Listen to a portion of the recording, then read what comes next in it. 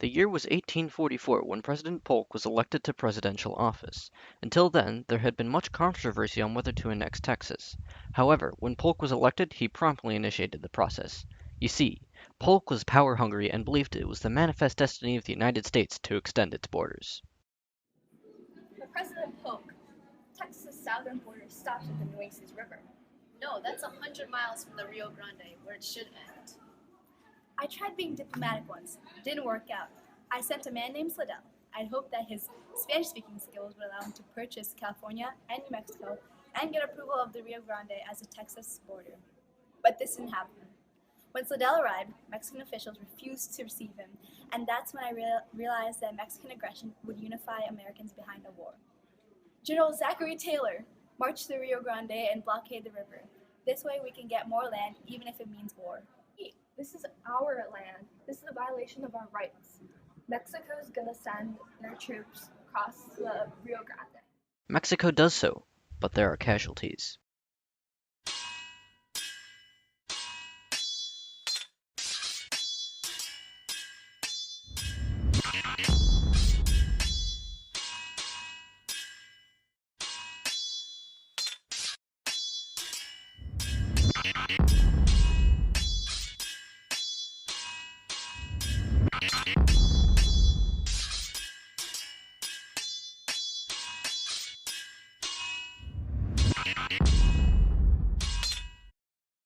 Polk sends a war message to Congress saying that by shedding American blood upon American soil it started the war. Polk hoped that the war with Mexico would not only bring Texas into the Union, but also New Mexico and California because Slidell couldn't do anything. But some prominent individuals of the time had their doubts about the war. As Representative Abraham Lincoln, I question the truthfulness of this message. Were the citizens whose blood was shed, as Polk's message declared, at that time, armed officers and soldiers sent into that settlement by military order of the President? Hi, I am James Russell Lowell, a popular abolitionist. I consider the war a national crime committed in behoof of slavery, our common sin. Although most slave owners supported the war against Mexico, I believe that Mexico is forbidden fruit, and the penalty for eating it would be to subject our institutions to political death. Despite the fact that a few congressmen and citizens tried to stop the start of the war, Polk managed to persuade Congress to declare war. Some people were very against going to war, but the Southerners were happy because it increased the chances of getting another slave state. The practice of manifest destiny had finally launched its first war on foreign territory. The Mexican-American War would last from 1846 to 1848. Colonel Stephen Kearny, I want you to seize New Mexico and California. Yes, sir. Troops. We'll go to New Mexico first. However, when the American army arrived in Santa Fe, New Mexico, they met a New Mexican contingent saying they wanted to join the U.S. Thus, New Mexico fell to the U.S. without a shot being fired. Now on to California. We declare independence from Mexico. We proclaim ourselves the Republic of California. Mission success. They don't call me the Long Marcher for nothing. The American troops in Mexico won one military victory after another due to the fact that the U.S. soldiers served under some of the nation's best officers, such as Robert E. Lee and Ulysses S. Grant. Meanwhile, Polk made a deal with General Antonio Lopez de Santa Anna, who was exiled to Cuba for his dictatorship. I'll help you sneak back into Mexico and get back power, but in return, you have to end the war and mediate the border dispute. I agree with this plan, Mr. President. I will end this war and end it in terms favorable to the United States.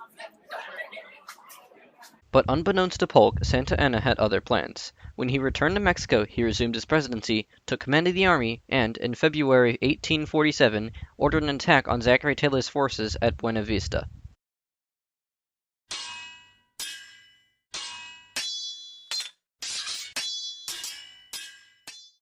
Thanks to me, Zachary Taylor, our U.S. troops managed to push Santa Anna into the interior of Mexico, despite the fact that his Mexican troops had more people.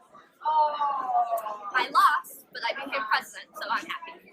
While Polk and Santa Anna's plan failed, Winfield Scott captured Veracruz in March. I, General Winfield Scott, also called Old Fuss and Feathers because of my outfits, planned an amphibious attack on Veracruz.